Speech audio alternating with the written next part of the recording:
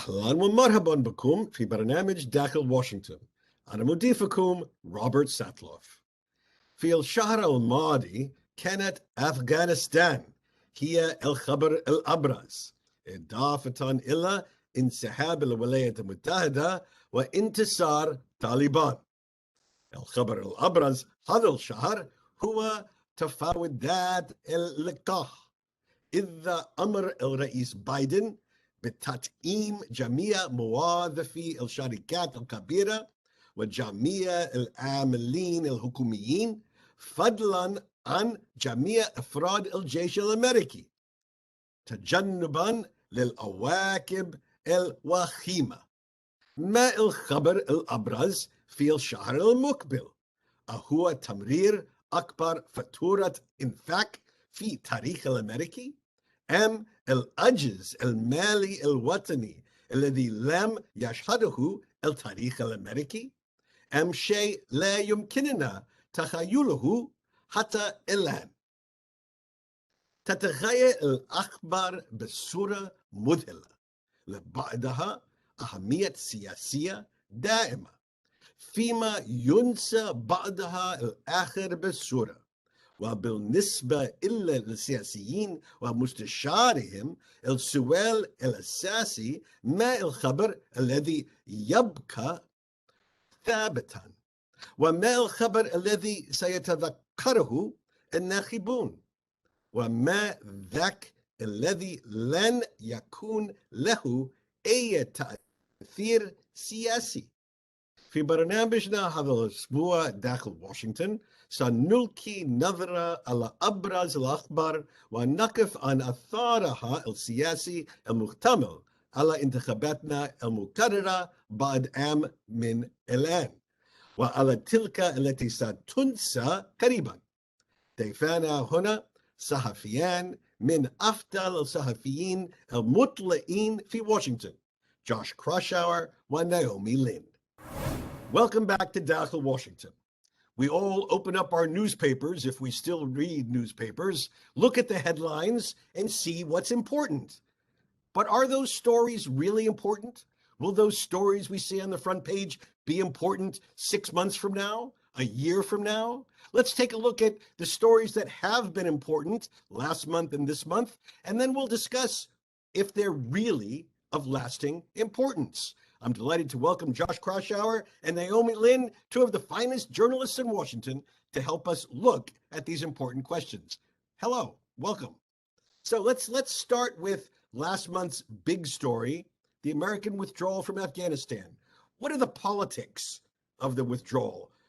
Democrat politics, Republican politics? Let's take a look at the politics of the withdrawal. Josh?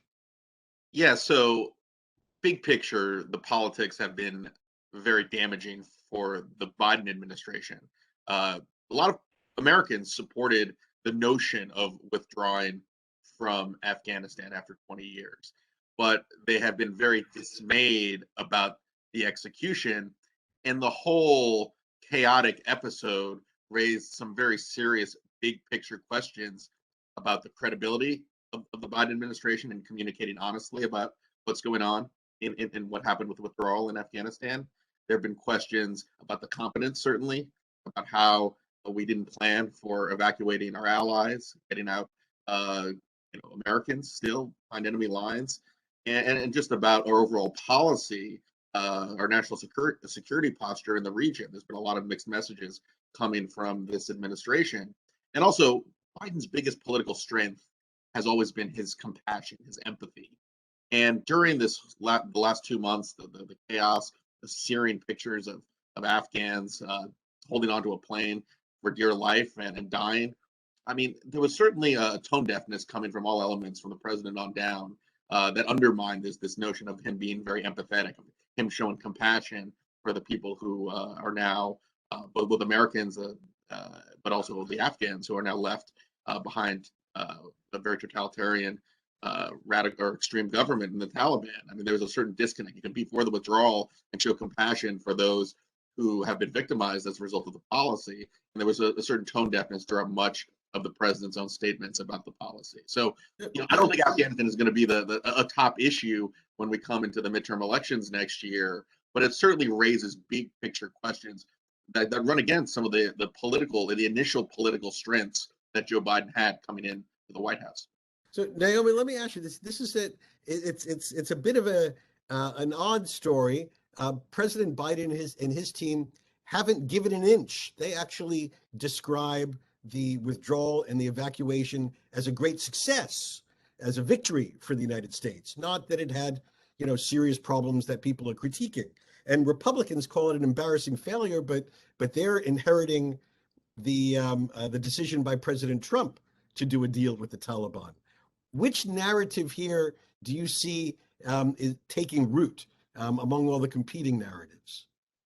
So I think that there's an admission from the Biden administration, or at least internally, that the Afghanistan withdrawal, it has damaged them. As Josh was saying, we're seeing that reflected in the president's approval ratings, even though they did start dropping in July, I think mainly due to the continuation of the COVID pandemic. But you can see in terms of the way that they're defending themselves against this criticism, as Josh was saying, they're focusing a lot on the popularity of the decision to actually withdraw, rather than sort of acknowledging that any mistakes were made in terms of the chaotic end and then the evacuation process per se. And I think what's happening is that we're seeing this there's a lot of pivoting to the Trump administration in terms of laying out a deadline rather than them sort of being given a plan. And I think Republicans are going to latch onto that because it does play up this competency argument that is what helped Biden win the election. We saw Republicans trying to prolong this criticism with the congressional testimony that we're hearing with top administration officials such as Secretary of State Tony Blinken sort of fronting lawmakers and coming under questioning about that. And I'm not sure, I think that there's a hope among Republicans that that's the narrative that takes root. But then the competing narrative of the Biden administration, I think they're hoping if they pivot towards a lot more of their domestic agenda, then that way that will help them survive, the attacks that will likely be launched at them before the 2022 midterm elections. And so Josh made a prediction that he didn't think it would be a major issue come our midterm elections. What are you hearing from political professionals, media professionals who work for politicians? To what extent do they fear that this will be an albatross around the Democrats' neck when we come to 2022? So talking to pollsters, I think there's a collective conventional wisdom that foreign policy doesn't always weigh on voters' minds when they enter a polling booth, unless there are sort of American deaths involved. And that's something that we did see with the exit when 13 service members were killed in the terrorist attack. But I think what they're hoping is that 18 months is a long time in politics. So things that hit Americans every day, whether it's inflation due to the economic recovery that we're seeing from the coronavirus. And I think that is the conventional wisdom, that those things will be more influential in terms of next year's elections when, Democrats are at risk of losing their congressional majorities. And so, Josh, I know that a few years ago, Republicans used as a rallying cry Benghazi, and had tried to beat the drum about mishaps in Libya during the Obama administration. Do you expect Kabul to be a rallying cry for Republicans day after day, like Benghazi was in those years? I don't think specifically Kabul will be used as a rallying cry. I think what you'll see instead is images of crime taking place across the country. You'll see images of a lot of the immigration border security crisis on the southern border, and the images from Kabul, the disastrous withdrawal and the execution will be pictured in those ads. But I don't think Afghanistan itself will be the only rallying cry that Republicans will use. I do remember the 2014 midterm elections when Republicans took back the Senate. It was a very landslide type of a year for them in the midterms. And that was right after we withdrew from Iraq, and it was also after ISIS taking over Iraq, and then ISIS beheading several Americans in a very gruesome fashion. That was a driving issue in a lot of the messaging from Republicans against Obama. It was a message in a lot of campaign ads. So, I think there is a question of what are the second order effects of the withdrawal from Afghanistan. We still have Americans behind enemy lines right now. Hopefully, God willing, they all can get out safely. But if God forbid something happens to any of them, that would be a very disastrous political event that could really hurt Biden going forward. And also, really, just the fundamental question of, are there any further attacks that are against the country or against our allies that emerge from Al-Qaeda's reemergence and ability to build up again in Afghanistan? That's a much more longer-term issue. But if we do see another terrorist attack that stems directly from withdrawing from Afghanistan, that is also going to be a big political vulnerability for Democrats. So let's turn to the issue that the Biden administration wanted to switch gears to after Afghanistan, which is the decision by the president to begin imposing vaccine mandates in private business, as well as the federal government and the U.S. Armed Forces. Naomi, what is the politics of vaccine mandates in the country right now? So I think the main issue in terms of the politics of the vaccine mandates is there's a lot of Republican pushback in terms of, being told what to do by the federal government. And I think, though, we're seeing polling that's coming out sort of saying, 60% of respondents in a Axios Ipsos poll even said that they support that. So there's sort of a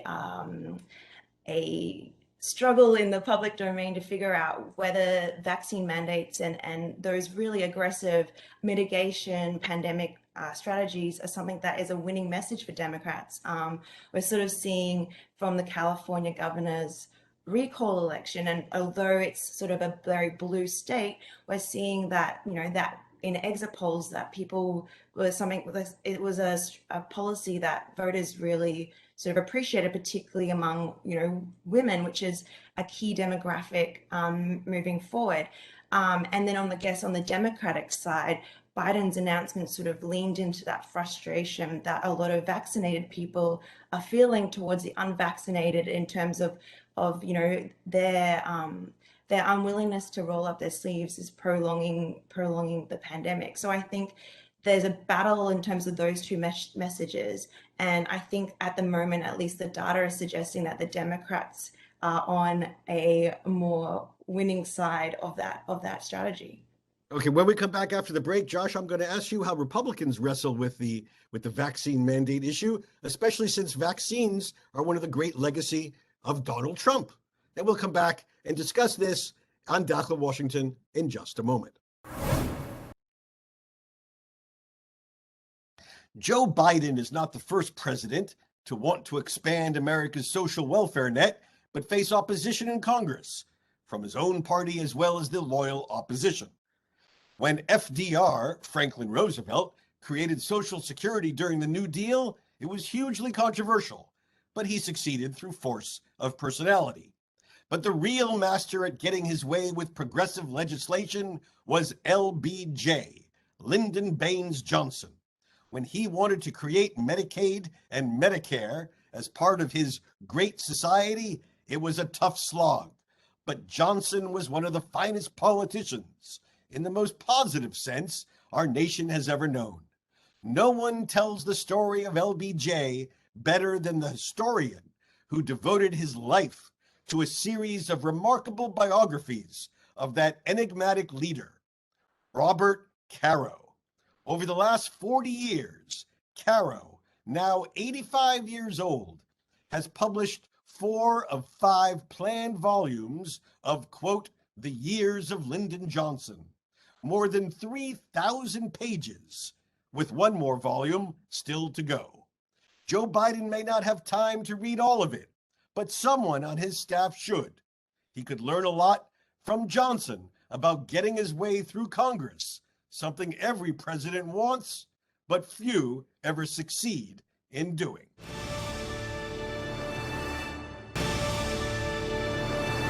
Again, our guests today include Naomi Lim. Naomi's White House reporter at the Washington Examiner. She previously reported on crime and politics for News Corp Australia. Her journalism work includes stints at CNN and the BBC, while earning a master's degree in public policy from Georgetown University. Prior to becoming a journalist, she trained as a lawyer in Australia. Also joining us is Josh Krasher. Josh is managing editor for political coverage at the National Journal, where he writes the weekly Against the Grain column. Previously, he was executive editor of the National Journal's Hotline and a political correspondent at Politico. Okay, Josh, take us through how Republicans navigate the vaccine mandate quandary. Look, I think before Biden issued the latest round of vaccine mandates in his speech last week, Republicans were in politically precarious position. You have this wing of the Republican Party led by Florida Governor Ron DeSantis, Texas Governor Greg Abbott, that was forcefully against vaccine mandates, including not even allowing local jurisdictions from setting mandates for masking, for example, in their own communities. Couldn't even have a choice to do so. I think Biden may have overstretched himself a little politically with the call, especially for mandates of the vaccine mandate extending to private companies of more than 100 people. The debate that Democrats were having before that was a winning one. They were painting the more right-wing Republicans as the face of anti-vax sentiment, and they clearly had the political advantage on that front. But when you're forcing individuals when you're connecting the mandate to your economic livelihood, it's a somewhat different issue. Polling, I know Naomi mentioned one poll, but there's a much more divided public opinion when it comes to tying your economic security, your economic ability to hold a job, and tying that to the mandate of vaccines. So I think this is now much more an evenly divided political issue. It's going to be a very big political football going forward. You can look at the California results where Governor Newsom survived the recall in part by really making the race a mandate about his policies. But California is also a lot bluer than the rest of the country. And a CNN poll really asked the fundamental question of whether you support mandates or want more freedom. It was pretty much 50-50, 51 for mandates, 49 against. So I think Democrats may have squandered a big political advantage they would have going into the midterms. And I think ultimately, big picture, if more Americans get vaccinated and the pandemic case counts go down, Biden wins. But if this policy doesn't lead to a whole lot of improved results, more vaccinations, it could be a big political setback as well. All right, so interesting. Slightly different views here. One that it plays to Biden's strength, the other that it might open up a vulnerability. Let me ask both of you to step back for a minute. We've talked so far about two stories that dominated the news for a period of time, Afghanistan, vaccine mandates. There are a lot of other stories that hit the headlines. Some are truly important, some are passing moments. When you look at the news and you try to make a judgment, how do you judge this story has what we call legs? The more important consideration is timing. I think that issues that surface closer to when voters cast their ballots tend to be more important in sort of quotations in terms of electoral, success or defeat. All right, so we only have a couple of seconds left. If you had to identify what you think will dominate the headlines over the next month, what story would that be? Naomi? I think the big thing to watch is it's a lot of the spending packages that are before Congress. We're sort of seeing Biden try and clinch this deal between the Democrats in the House and Senate over his spending packages that touch things from social welfare to climate and the environment. And Josh, is there a surprise story you think will capture headlines in the next couple of weeks? Well, I agree with Naomi. I think the other question I'm looking at is whether Democrats can stay united. You have a very diverse array of lawmakers, and you see this with Joe Manchin, Kirsten Sinema, but I could name a couple dozen other lawmakers that don't want to speak out loud, but share their values and views on the spending. So that's going to be one big issue. Also, just the state of, this sounds obvious, but just the state of the pandemic. Do the case counts go down in September and October, or are we still dealing with a long-term issue that's going to have long-lasting legs? Okay, you heard it here first on Dakhel, Washington. Thank you very much, Naomi Lim and Josh Kraushaar, for joining us this week on our show. There is a new television series on American TV that is, as they say, the talk of the town, the show that everyone is talking about at the coffee shop, at the water cooler, at the gym. That is, if people were still going to coffee shops, water coolers, or gyms in our COVID-controlled society. The series is a fictionalized version of the Monica Lewinsky story, a saga that gripped our nation almost 25 years ago at the height of the Clinton administration. In case you forgot, this is the story of a young and impressionable White House intern who found herself the object of a president with great appetite, not just ambition, which they all have, but in this case, sexual appetite too.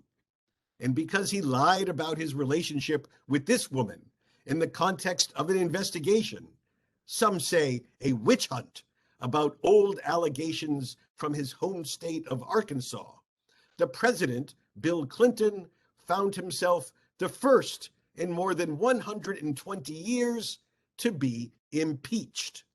And so began the great national tradition of one party impeaching presidents of the other party. What is ironic about the Lewinsky series is that the first episode aired just days before the 20th anniversary of the September 11 attacks, a date that gripped our nation like no other. I say ironic because the Lewinsky story is the ultimate pre-9/11 story, a story ultimately about nothing, at least nothing of great significance or strategic importance. This is not a knock on Lewinsky, who deserves enormous admiration for dealing with this terrible drama with grace and grit. But for our nation, 9/11 put this and so many other sordid stories in their proper perspectives, momentary distractions from the real business of our country. Indeed, I remember it like yesterday, another story that was gripping our nation on September 10th, 2001. The allegation, one that proved totally unfounded, that a young aspiring civil servant was murdered in a park in Washington by her former lover, a 5-term congressman from California. It was on the news every night, and it was the stuff even of late-night talk comedy shows. It dominated the headlines until, tragically, some real news pushed it aside. What's the moral of the story? Just because it's on the front page, it may not be important. Newspapers have to print something. Cable news has to talk about something. Talk radio has to focus on something. Our goal should be to be as good consumers of news as we are of products, to separate the flash from the real, to know what's important, not just what's entertaining or of momentary interest. If we can do that, individually and as a nation, our democracy will be a lot healthier. بهذا تنتهي هذه الحلقة في برنامج داخل واشنطن. إذا كانت لديكم أسئلة أو تعليقات حول هذا البرنامج، وخصوصا حول مدى اهتمام الناخب الأمريكي، يرجى التواصل معي على حساب البرنامج على تويتر #InsideWashington، أو التواصل معي مباشرة على حسابي @RobSatloff. أراكم الأسبوع المقبل. حتى ذلك الحين، شكرا لكم وإلى اللقاء.